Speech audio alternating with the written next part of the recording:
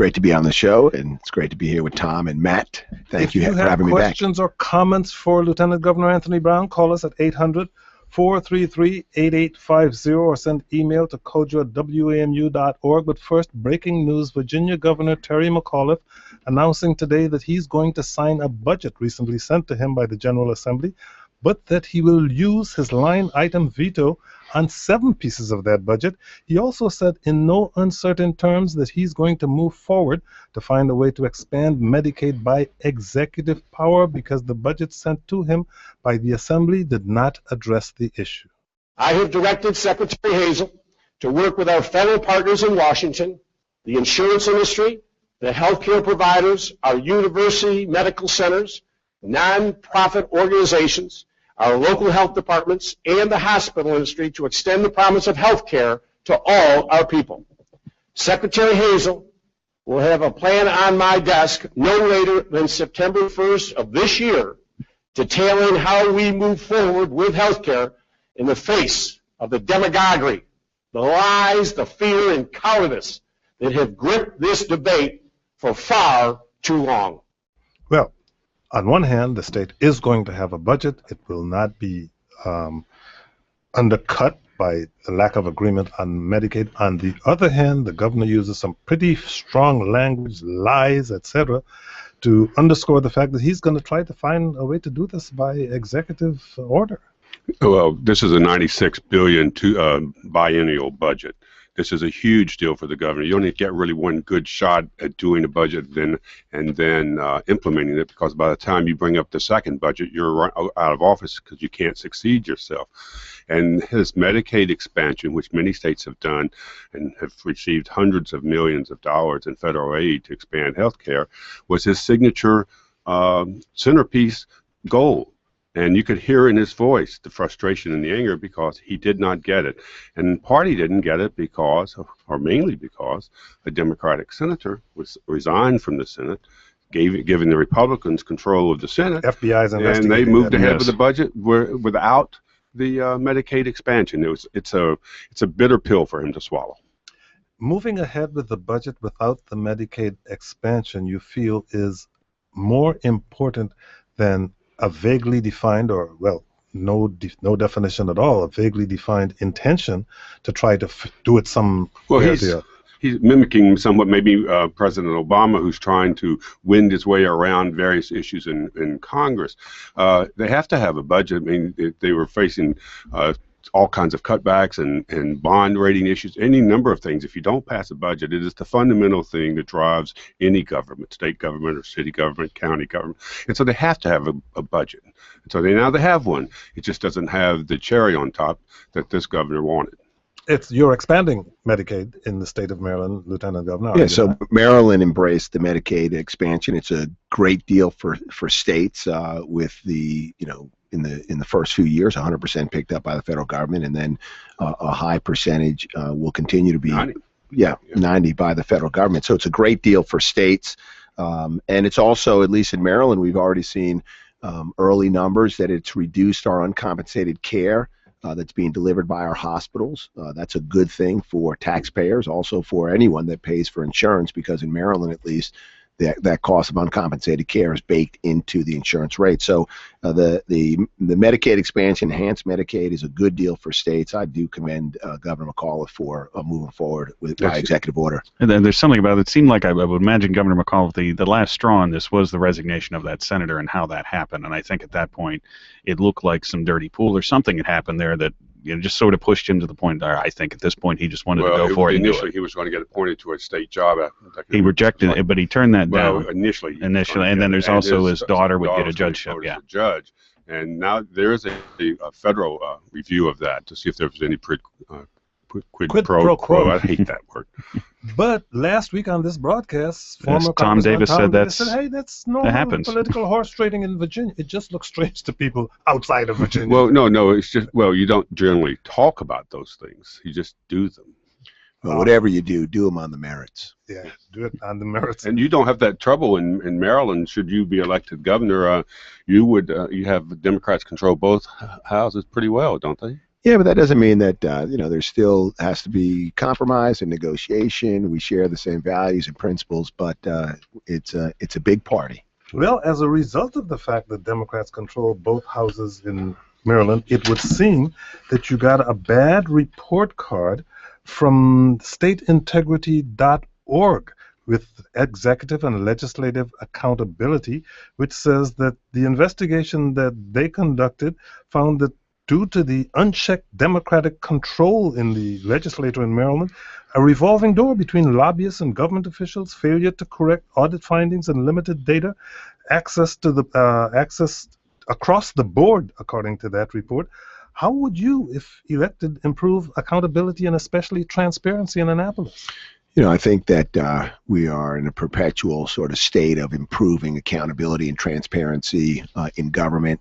The legislature, through the Office of Audits, every year audits or on a cyclical basis, audits executive agencies, and often those audit reports that come back are not flattering and point out, deficiencies and shortcomings. And as the executive branch, we take responsibility to make improvements in response to that. We also conduct our own audits and investigations and reviews, much like what happened at the Baltimore City Detention Center. That was, I think, that got lost in the conversation. But the problems that were discovered there was the result of our own investigation. So we're constantly looking at what's working well, what's not working well, and being as responsive as possible. On that issue of accountability, there's been some complaints, and Lord knows you've heard enough about the implementation of the Affordable Care Act and the responsibilities for it. But one issue that continues is that people who want to look back and do a total review of what happened, they say that you have not released your emails during the affected period. Or do you plan to do that, or you just haven't had a formal request? Where does that stand? No, we've had a formal request, and our response has been in compliance with state law on that score. Our compliance and what we've released and not released is consistent with the advice that the Attorney General's office has given to the Health Benefits Exchange.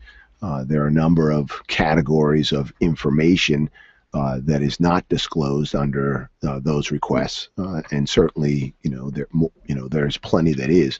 I think, though, the larger question is, what are we going to find when the reviews, and there are several, are completed with the Health Benefits Exchange? What happened? What didn't happen? And I think, to no surprise, what we'll find is that the vendors with whom we contracted, some of them very common, popular household names like IBM and others, did not perform as contracted. This was not a situation unique to Maryland. I mean, every state, even those that did well, and the federal government, had technical challenges with the launch, many of them attributable to underperformance, poor performance by contractors. And that was what Maryland's experience was, and we'll learn much more about that and share much more of that with the public as these reviews are being completed. And what's the timetable on it? Do you think there'll be something fairly soon, in the late summer, or do you don't control November, it? So. Yeah, I don't control that. I know that the sooner would be better. Yeah, sooner would be better. And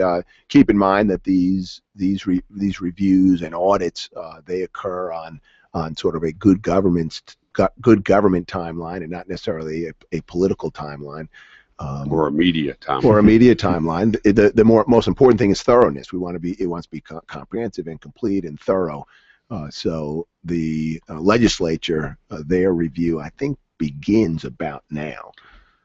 One thing to ask about that was the company one of the companies used them. It was from Fargo, North Dakota, and there's been a lot of talk of Maryland has this very big, internet. A lot of technology companies, and particularly Montgomery County and Howard County, they very much pride themselves on a lot of their tech companies. Why wasn't a Maryland company chosen to run the Maryland website? Yeah, and in fact, a Howard-based company, QSSI, right now is working with Optum, and Optum, assisted the federal government in fixing the federal marketplace. So now QSSI is on the job in Maryland. In all of our contracting in Maryland, this is true whether it's the federal exchange or whether we're contracting for toilet paper. We're not able to have as a selection criteria whether you are a Maryland company or not. I mean, that violates the Interstate Commerce Clause of the Constitution. Perhaps we would like to do that because we want to give more business, more opportunity to Maryland companies. But where a company calls home, with very few exceptions, is a selection criteria. Well, this is the politics hour, and I think there's an election on Tuesday. Yes, indeed, there is. Four days and a wake-up. Yesterday was the last day of early voting in Maryland. There's been a good turnout of early voting, but there has been expressed concerns by all the candidates who've appeared here and elsewhere that still there's worries, just like in the district for its April primary, that too many people aren't tuned in. Are you seeing that in your own polling and your concerns? So in every campaign that I've been involved with, there's always a concern about voter turnout, because the goal is to turn out as many voters as possible, and we spend a lot of time and energy doing that. So not only do campaigns do it, the political parties do it. The media participates as well with the number of programs that you host and people that you interview. We reach out to community-based organizations to do that as well. So I do think there will be a slight drop-off from the last two elections, or let's compare it with the last gubernatorial election, the off-year elections, because we moved the election from September to June, and anytime you make a change, people are out of rhythm, and often you see a drop-off. So we'll see that. I don't think we'll see the large drop-off like we saw in early April in the District of Columbia. 20% is the prediction. Is that about what you think it's going to be? No, I think it's going to be higher. Okay. Yep, I think it's going to be higher. You've been leading in the polls in the race with Doug Gansler and Heather Mazier, but do you know the name Eric Cantor? Well, yeah, there's a newly coined verb in the campaign world. You remember a few years ago we coined the compound verb swift boat, don't get swift boated, and now the verb is don't get cantered. So don't be lulled into complacency with what the polls tell you. Have you double checked with your pollsters? Well, it is more importantly, have we double checked with our field operation to make sure that we are engaging and continuing to engage and spread the message about building a better Maryland for Marylanders and being in that conversation with Marylanders, because that's what it's about. My pollster will not win the election. He will just give me somewhat of an accurate depiction of how well we're doing.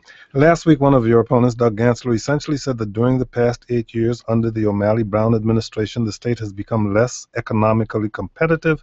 He said businesses are leaving and that people are getting tired of taxes. We have got Jim in Baltimore, Maryland, who wants to ask about taxes. Jim, you're on the air. Go ahead, please.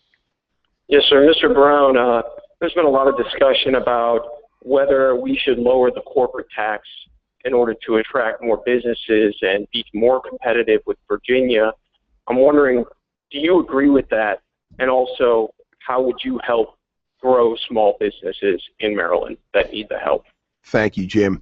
Let me answer it this way. The 2 out of every 3 private sector employees in Maryland are hired or employed by a small business. And the vast majority of small businesses in Maryland do not pay the corporate income tax.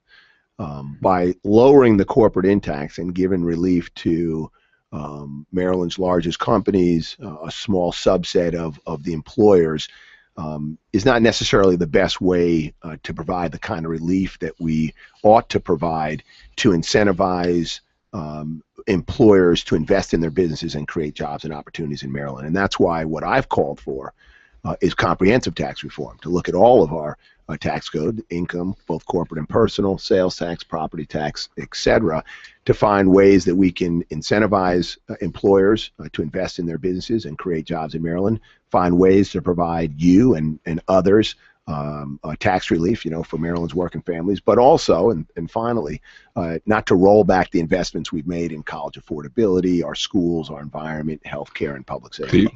Are there specifics that you're looking at, though? And this is something in general, a lot of your opponents have said that you have a lot of plans. I have your jobs plan next to me here. It's 26 pages. But there aren't a lot of specifics in it. There's a lot of, we're going to create studies to look at it, blue ribbon panels and all that sorts of things. Are there specifics in there? Well, let me just say that there's not a lot of blue ribbon commissions in there, but there are a lot of specifics. If you look at my pre-K proposal, if you look at my career technology education proposal, if you look at my recidivism proposal, veterans proposal, foster care proposal, but when it comes to tax reform, campaigns are not the place to do tax reform. I mean, it's easy to stand in front of a group, identify the new taxes, or depending on who the group is, understand which tax they like the least or they hate the most and promise to reduce that tax. But I don't think that that's a responsible way to govern, and we want to campaign the way we govern, and that's why our commitment is to comprehensive tax reform. Our guest is Anthony Brown. He is a Democratic candidate for governor of Maryland. He's currently the state's lieutenant governor. WAMU 88.5 will be airing special coverage of Maryland's primary elections next Tuesday beginning at 8 p.m. I'll be joined by Matt Bush for an hour-long election special from 8 p.m. to 9 p.m. And at 9 p.m., WAMU All Things Considered host Pat Brogan will host live reports and analysis of the results from 9 p.m. onward with WMU reporters in the field with candidates and politics. Our producer Michael Martinez with the aforementioned Matt Bush will be in studio. If you'd like to join this conversation with Anthony Brown, you can call us at 800-433-8850. Send email to kojo@wmu.org. Go to kojoshow.org, our website, where you will see the live video stream currently in progress. You can ask a question or make a comment there. One of your opponents, Doug Gansler, has said that he recognizes that with the terrible economy of the early 2008, 9 in that area, that the state had to raise taxes and did raise taxes, but the 40-something taxes were increased during this period of time. He says now in a better time, some of these taxes ought to be looked at and to give some relief to lower income, middle income, and even some businesses. The corporate tax, for example, 8.25% is much higher than Virginia's 6%. What kind of tax relief do you think you would do, or do you want to wait to have a commission study it? Yeah, I really think you need to have a comprehensive sort of full spectrum look at your tax code to make sure that, I think the first question you have to ask, and there are various opinions on this, is if you look at our comparable states and our neighboring states and our overall the revenues that we collect from Maryland citizens, how does it compare? Are we asking Marylanders to do more than other states? Compared to Virginia, and who wants your business? Right, and we should compare it also to Pennsylvania and Delaware. We should compare it to comparable states that compete for the same industry sectors that Maryland leads in, like Massachusetts and IT, and then once we understand the level at which we're asking Marylanders to support, government services and programs like education and healthcare and the environment and public safety, then we look at our tax code and say, hey, where do we provide the relief? How do we do that? Heather Messier would tax marijuana. Well, you're not there yet. I'm not there yet. I'm at a red light at the intersection on that one. I did support the decriminalization of possession of small amounts of marijuana. That should actually save us about $100 million a year, and that can go towards combating our more violent crime. It can go to drug treatment, drug counseling, education to avoid or to discourage drug use. So I do support. So that. You go like from a red light to a yellow light before you get to a green light? Well, I'll tell you, we have Colorado and Washington that have legalized marijuana. They're going to tax it and regulate it. In Colorado, we're already beginning to see some challenges with it, like labeling of food products that have cannabis in it. So while financially it's probably obvious that there are benefits to a state, you've got to look at all the socioeconomic and health factors that come into play. Got an email from Grennan Chevely who says, do you think your military service is a reason to vote for you? I respect your service and thank you for it, but I don't think that it adds a plus in your column when I'm weighing my choice for governor. If military service was a significant qualifier for elective office, then John McCain would be president. He was a POW, but I think Barack Obama was the better choice. Yeah, I think Maryland voters I'm pleased to see that Maryland voters are a very informed electorate.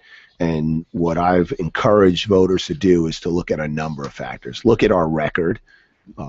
Look at our vision which we articulate in the campaign trail. For me, you can go to anthonybrown.com and certainly see not only the vision, but the proposed plans and actions. You want to look at experience. You also want to, and that experience should be our lifetime experience. So not just my military service and not just my 8 years in the Maryland General Assembly and not just my 8 years as lieutenant governor, but all the things that and choices that I've made, my experience, but also judgment. Look at judgment. Look at how I've exercised. And when I say I mean all candidates, how we, the judgment that we've exercised, try to get an insight, a feel for our character and personality, because all of those things will factor into the decisions we make, the policies we pursue as your next governor. Going forward, looking at the Democratic primary this year, you hail from Prince George's County. Your two opponents hail from Montgomery County. Those are now the two biggest counties in the state of Maryland. They have the population. The political power seems to be shifting to them away from Baltimore. Going forward, does this mean they will be getting more focus, particularly in Montgomery County, where they have long decried that they do not get back what they put into state government via tax dollars? Look, I believe that a governor has to govern for one Maryland, and you have to look both regionally and locally at where the needs are, and what is our responsibility as a state. We have a responsibility, for example, and it's in our Constitution, to provide adequate public education to every Maryland child. So that's going to be true whether you're in Montgomery County or whether you're in Baltimore City. The work of a governor and working with the legislature and delegations from Montgomery and Prince George's County and Washington County and around the state is to make sure that there is fair and equitable allocation of resources, and ensuring that we're addressing the needs. In terms of education, every child should get a world-class education. In terms of public safety, right? We ought to be looking at those areas where you have higher incidence of crime, and that's where resources should go. That doesn't mean you ignore those communities where they have low crime, but obviously where there's higher crime, you're going to devote higher resources. So I think the point to that, though, is that those are two counties that do border on Virginia, and there's always been this, that Virginia is trying to take it business-wise, is trying to take jobs and economic growth away from those two counties. In many ways, they say they don't, particularly in Montgomery County, they say we don't get enough help from the state. So if you look at the Brown-Ullman 5-point jobs plan, it begins with infrastructure, and infrastructure like the $2.3 billion purple line in Prince George's County and Montgomery County. It includes infrastructure investments in schools, and Prince George and Montgomery County, while the need is still great. We have done well in the National Capital Region when it comes to school construction. There's more that has to be done, there's no doubt, and I look forward to working with those two delegations to do for Montgomery and Prince George what we were able to do for When Baltimore. you talk about comparing Virginia and Maryland, that's what Michael in New Carrollton, Maryland wants to do. Michael, you're on the air. Go ahead, please. All right, my question is very short, and my question is, I am a limo driver, a sedan, I live in Maryland, and in Virginia, to get a license to drive limo or sedan, all you need is your driving license. But in Maryland, no. You have to go to Public Service Commission, and nowadays, actually, I have to find somebody to hire me before I get the license. And then I have to get all the fingerprints, everything. Is this to hurt those small people trying to get a job? Actually, you're discouraging them. What is happening to the Public Service Commission doing all these things? That's my question. Let's talk a little bit more broadly about business climate, right? Virginia and Maryland. And I think Michael raises the issue of the regulatory environment in Maryland, right? And he uses the example of getting a limousine driver's license. You can talk to a lot of business owners, small entrepreneurial business owners, large businesses, and one of the things that often comes up in that conversation. Too much bureaucracy. Too much bureaucracy. Government is slow to respond, and when you look at our 5-point jobs plan, point number 4 is a much more responsive government.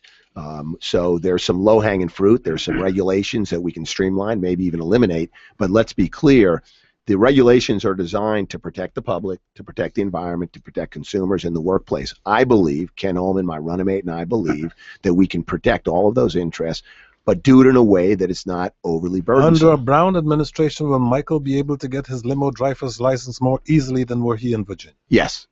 You heard that, Michael? Michael? Campaign promise. No, not well. Okay. I'm not saying it's going to be the identical process as Virginia, but our goal will be to streamline and make much more effective and cost-effective someone's ability to comply with our regulations. Some people might be surprised Virginia has any requirements, but that's all right. I'm going to go back to your personal life and where you say, don't judge me on my military record, but judge me on my whole life. Because Laszlo Boyd in the Center Maryland blog wrote this week that you're virtually going to have a coronation if things work out the way the polls suggest, but that we still know quoting him, we still know relatively little about Brown beyond his official biography. I read your official biography, and for example, you're very family-oriented. You talk about domestic violence and education, immigration, and opportunities, but your official biography doesn't give your whole life. It leaves out, for example, your first wife, the mother of your children. I'm just wondering, how much do we know about you, Anthony Brown, as a human being? How much do you think we should know? Well, yeah, and so let me assure anyone that's concerned, this is not a coronation. I've assembled quite a team, and we're focused and we're committed. We're communicating to voters. We're working very hard to earn the vote of Marylanders, so that when if and when we're successful, we'll be able to govern effectively. So let's see, Laszlo, I was the first base coach on my son's Little League baseball team until the campaign. I was overcome by the demands of the campaign. I love listening to my daughter play the violin and attending her recitals, and when she was on the all-county orchestra in Prince George's County. Yeah, but where's the bad stuff? No, it's not bad. It's not bad stuff. I drink Red Stripe beer. I like that. No, it's not bad stuff. For example, this would have been my 44th wedding anniversary today had I stayed married. All right, but no. Your official biography doesn't name your first wife, to whom you were married 15 years. Yeah, I mean, and I had to go to Wikipedia. My mother was born in a small town called Altdorf on the foothills of the Swiss Alps, and I love Swiss cheese and chocolate, but I don't own a Swiss watch. But I am pretty punctual and I'm on time. So, keep that up. If you become governor, please keep that up. That was talked about on the campaign trail yesterday among reporters. I'm currently married to Carmen Walker Brown, a beautiful, talented, supportive, loving, caring mother, and I want to go to Susan because we're running out of time very quickly. Okay. Susan in Silver Spring, Maryland, you're on the air. Susan, go ahead, please. Thank you for taking my call. Mr. Brown, I spent a fair amount of time at the early voting poll in Silver Spring, and many voters said quite bluntly, it doesn't matter who wins, they're all the same. How would you respond to that? Well, let's see. How do you distinguish yourself in 1 minute or less from your opponents? And how do you distinguish yourself from Martin O'Malley? A lot of people say this would just be the extension. Okay, well, I mean, the Martin O'Malley, I mean, look, I'm a first-generation American. I spent eight years in the General Assembly, 30 years on active military duty. I'm an adoptive parent. As people, our experiences are different. And if you believe me or agree, as I responded to a previous question, that voters are going to look at experience, lifetime experience. They're going to look at record and vision. Then I am different than Martin O'Malley. Do we share the same fundamental values? Absolutely. Strong public schools and safe neighborhoods, clean environment, and access to affordable quality health care. And we believe that government doesn't have the answers to all the questions. It does play an important backstop, particularly to vulnerable populations. So we share many fundamental values, but we're different people. Anthony Brown, thank you so much for joining us. Thank you, Kojo. Anthony Brown is a Democratic candidate for governor of Maryland. He's currently the state's lieutenant governor. Carol Schwartz will be joining us shortly. She's an independent candidate for mayor of the District of Columbia. If you have questions or comments for her, give us a call at 800-433-8850. You can send email to kojo@wamu.org or send us a tweet at Kojo Show. Tom Sherwood, the U.S. Patent and Trademark Office canceled the Washington Redskins trademark registration on Wednesday. That won't force the NFL team to change its name, but it fuels the intense fight by opponents, according to the Washington Post, to eliminate what they view as a racial slur against Native Americans. The trademark registrations will remain effective, however, during any appeal process, and that, in fact, could take years, but this seems like just another blow to the team because of the name that it has chosen to continue. Yes, and you had, I think this was a subject of one of your shows this week about this. I went yesterday to the National Museum of the American Indian and talked to people coming out, and I got, as I expected, a diverse view. People who think the name is it's not part of the horrible history of the Redskins name, and it's part of a football team that they wish would do better. There are people who think it's terrible. Then I interviewed Andrew, I want to say his last name correctly, who's from the Montana, and I can't remember now the Indian tribe. But he was just saying, this is just something that is building more and more and more, and that it's going to change. It's just a matter of when. It would be better for Snyder, who has hired a public relations firm to help him handle this crisis, maybe to start thinking about ways to change his position. Because even though the patent trade office thing will take a long time, the trend line is fairly certain. Tom Sherwood is our resident analyst. He's a reporter at NBC4 and a columnist for the current newspapers. Matt Bush refuses to leave. He's our guest analyst. If you want me to stay, I can. I invited him as an outsider, to say something. Tom put me up to a question here. He's a reporter for WNBA. So I'm going to ask it because Tom put me up to it. So. And joining us in studio is Carol Schwartz. He's an independent candidate for mayor of the District of Columbia, former member of the D.C. Council. She held an at-large seat as a Republican. Carol Schwartz, thank you for joining us. Welcome. Well, hi, gentlemen. I'm glad to be here. You get your chance to weigh in on the conversation we're currently having about the name of the Washington football team and the patent office. It thrills my soul to have heard that decision. And I don't know if you all recall, but back in 2001, long before most people were thinking or talking about this at all, I put a resolution forward to the Council of the District of Columbia calling on the owner of the team. I don't say the name. I haven't said the name of the team in 13 years. Calling on the owner of the team to change the name. It's hurtful. If you look it up in the dictionary, it means the same thing as the N word or the K word for a Jewish person, and I could go on and on. And why should we have a team named the Washington whatever that is hurtful? And so this was 13 years ago, and then I just happened to be chair of the Washington Area Council of Governments at that time, and I took the resolution to them, and they passed it 11-2 with 3 abstentions, which was pretty amazing, and the council passed it 12-1, the D.C. Council. So 13 years ago, I was trying to get this thing done. I'm getting weary, waiting for it to happen. I do, as I agree with Tom, I don't know why the owner who wants goodwill can't change the name. Abe Poland changed the name of his team because it was hurtful, and life went on. Both Tom Sherwood and I have known you for much longer than 13 years, and I think I can speak for Tom when I say we both thought that you were finished with politics, and that we were both surprised when you announced a little more than a week ago that you were entering the race for mayor of the District of Columbia. Why? Well, it's several reasons. One, since you all know me, you know I've been a sad puppy since I went out of political life. I didn't go out by choice. I'd actually given sick leave to workers. I'm a very bad person because I did that.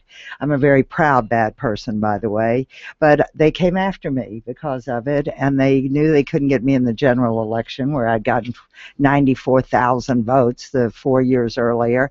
And so they came after me in the primary, and they registered all the young Republicans, and they were successful. It was Who is they?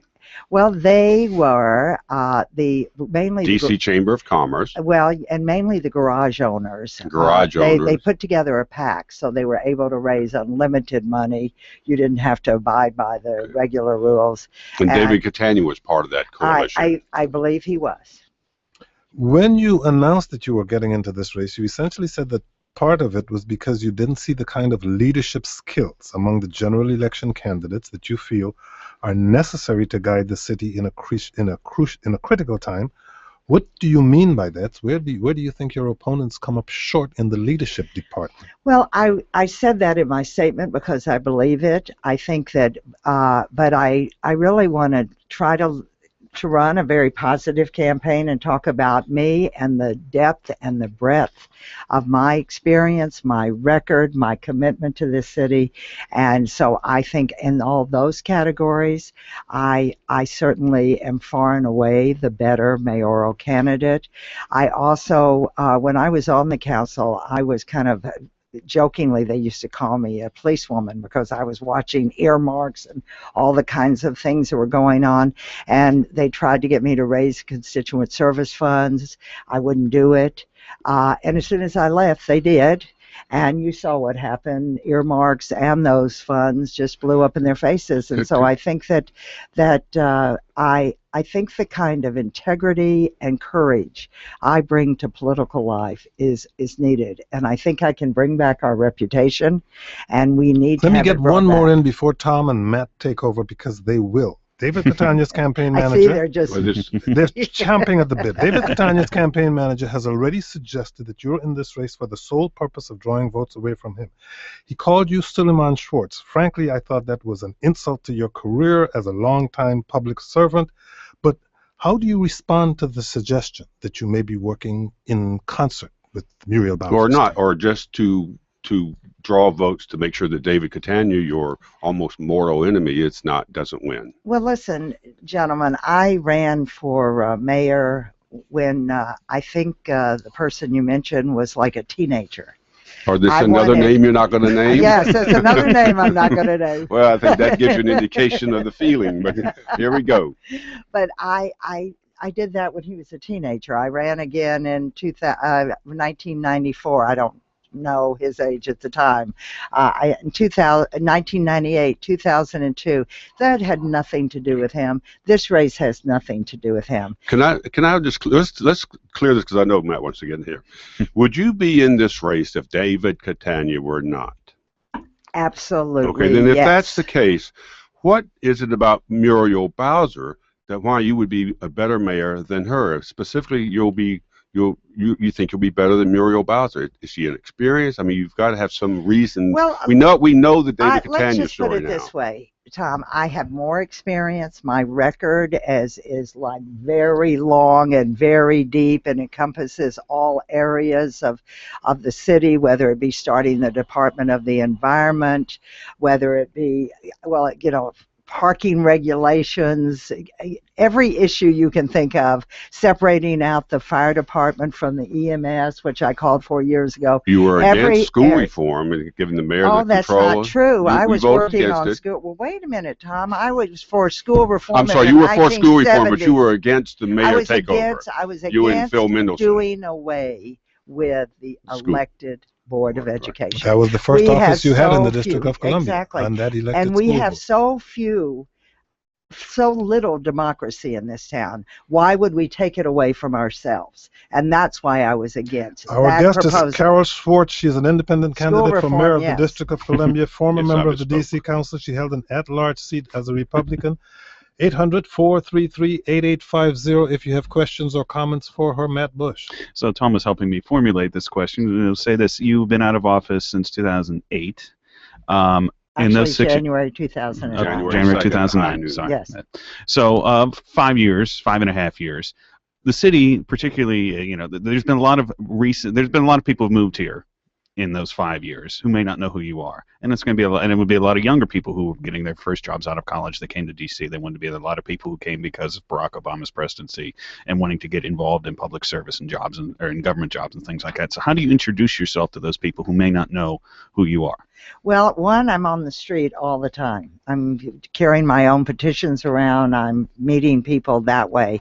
Also, we invite people to go to my website, which is carol4dc.com, and you can spell out 4 or use the number, carol4dc.com, and we have a lot of information on that there about me. I know I'm going to have to reintroduce myself to the old-timers and except many of those I don't seem to have to reintroduce myself to. They've been ringing my phone off the hook, and they were also yelling at me on the street, "Run, Carol, run." And then I ran, and they've been here for me.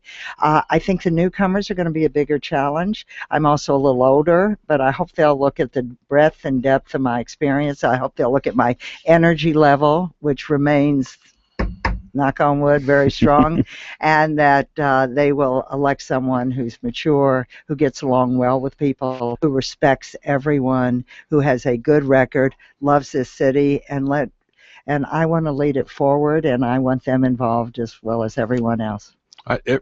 People who I know who love you, who know you, they would say they don't doubt for a moment your passion about being mayor, that you not only would want to be mayor, that you would be, in their view, a good mayor. It just seems that the electorate has changed a lot, though, as Matt was suggesting. And well, Tom, we'll see. I think what kind of campaign? What's going to be different for this? Is the 5th time you've run for mayor. I do remember on Freedom Plaza, your first words were, "This is it, folks." Well. But that was then. This is now. All right. So how are you going to run? Listen, the people also helped bring me back. I can tell you. You have 100% enthusiasm. I don't doubt. How are you going to? The other candidates have posters. They have campaign operations. I just got out here 10 days ago, and we've got probably 50 people out getting petitions signed for me. We're not paying people to do it. We actually have a beginning of an army of volunteers. Who's organizing that? Are you doing that? Absolutely. Me and my deputy campaign manager, Hillary Schwartz. Oh, and your daughter. My daughter. How about fundraising? Do you have a strategy for fundraising? Well, Are there people from whom or people or organizations that you will solicit for money? Are there people, organizations, or businesses from whom you will not be taking money? Well, I'm not going to be taking money from LLCs. Corporations. I'm going to take money from corporations. They, like any individual, can give a maximum of $2,000.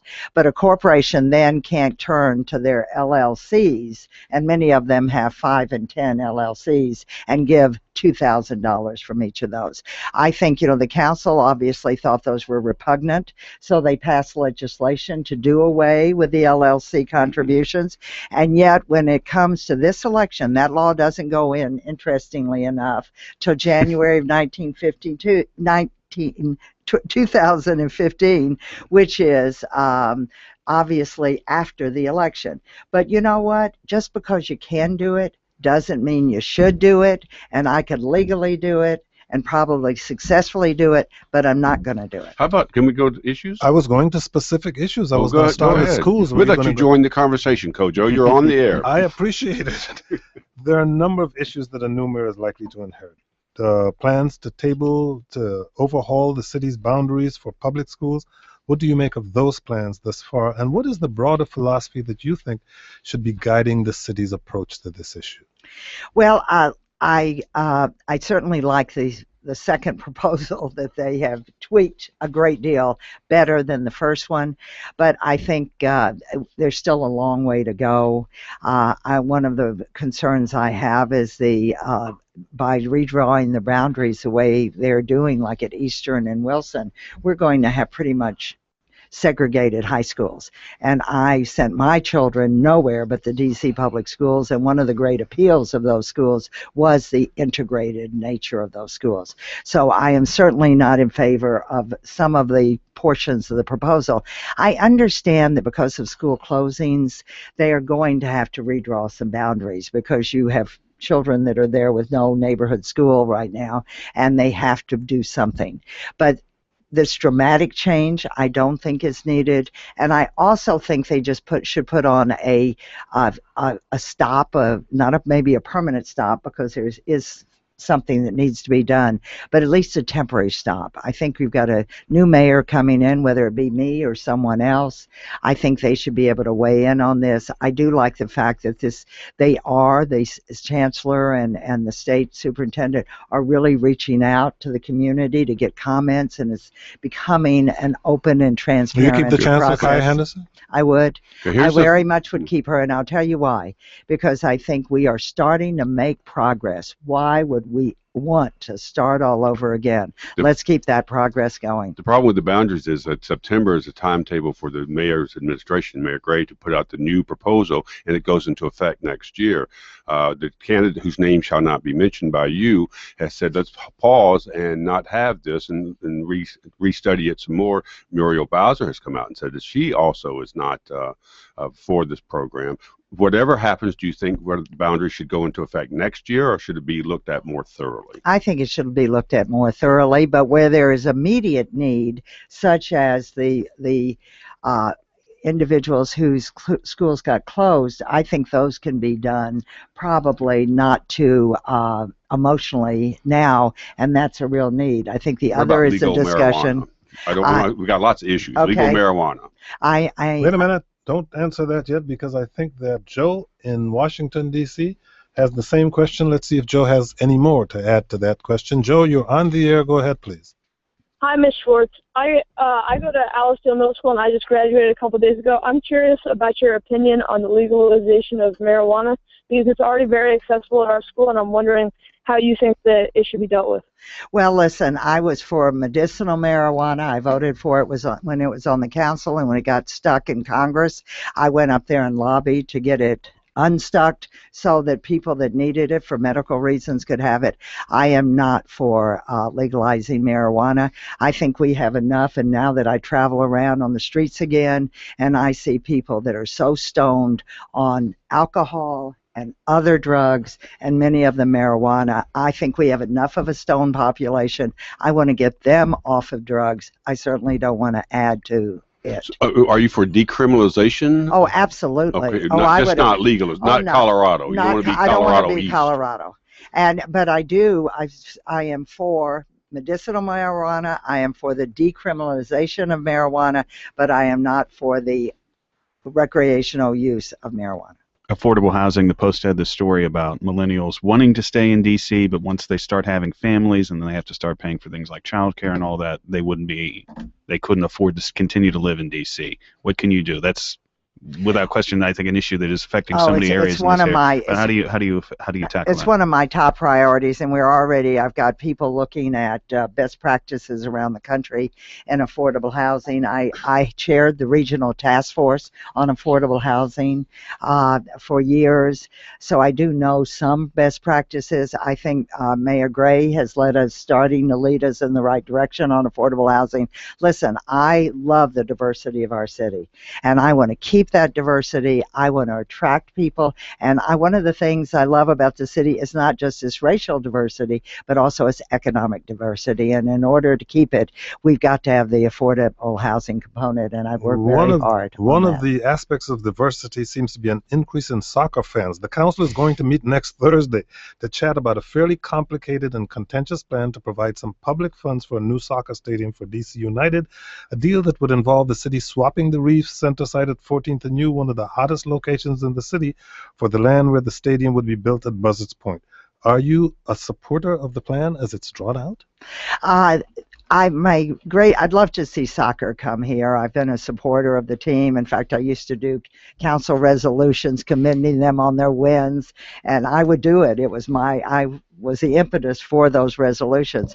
But the deal as I know it is Reef Center. I do not like seeing the Reef Center go. I heard it was appraised at like $180 million, and we're selling it for $55 million, whereas we seem to be paying top dollar $21 million for that little parcel that we want for the stadium. And I'll tell you, the Reef Center, I can't stand when we sell our property. It's not there for future generations. And then when we give it away or partially give it away, if we're going to sell it, let's put it to the highest bidder and look at what we get the most benefit out of, not just constantly trade it away. And so that component of it, I hope that Mr. Ackridge would look at another piece of property he might like and not the Reef Center. Big issue about streetcars, 37-mile system. The mayor put in a bunch of money to fund it in the out years. The council took it out. Have some issues now about that budget, but your own view about how fast the city should push the streetcar issue? Well, that one I don't have a strong opinion about. I'll look into it. Here is Clyde in Washington, D.C. Clyde, you're on the air. We only have about a minute left. Go ahead, Clyde. Thanks, Coach. I'll be less than 30 seconds. Hi, Carol. I'm glad that you've entered the race. I'm a registered Democrat. I'm a third-generation Washingtonian. I voted for you when you ran for mayor. I will vote for you this time. Please stay in the race. As far as streetcars are concerned, anywhere. Oh, excellent. We don't need streetcars. We need more money for schools, public safety, and things of that nature. But thank you so much, and continue on. And thank you for your support. You're welcome. Thank you for your call. The council voted recently for the largest income tax cut the city has seen in 15 years. The city's chief financial officer this week said he's concerned those cuts might bust the city's budget. How do you see it? Well, listen, I'm for tax cuts. I think we're among the highest taxed citizens in the United States, and so I would like taxpayers to keep more of their money. We just have to find a way to make them work. And we'll have to find a way to make them work. And I also like the middle class tax cut. I think that's long overdue. So I hope money will keep coming in, and that we will have the money to do the tax cuts. I certainly would have voted for it if I were there. She's an independent candidate for mayor of the District of Columbia, former member of the D.C. Council, who held an at-large seat as a Republican. Thank you for joining us. Good luck to you. Well, thank you. I'm glad to be here. Tom Sherwood is our resident analyst, reporter at NBC4, and a columnist for the current newspapers. Always a pleasure. Watch out for misguided golf balls. Matt Bush, go away, please. I got to be back Tuesday. Thank you all for listening. I'm Kojo Nandi.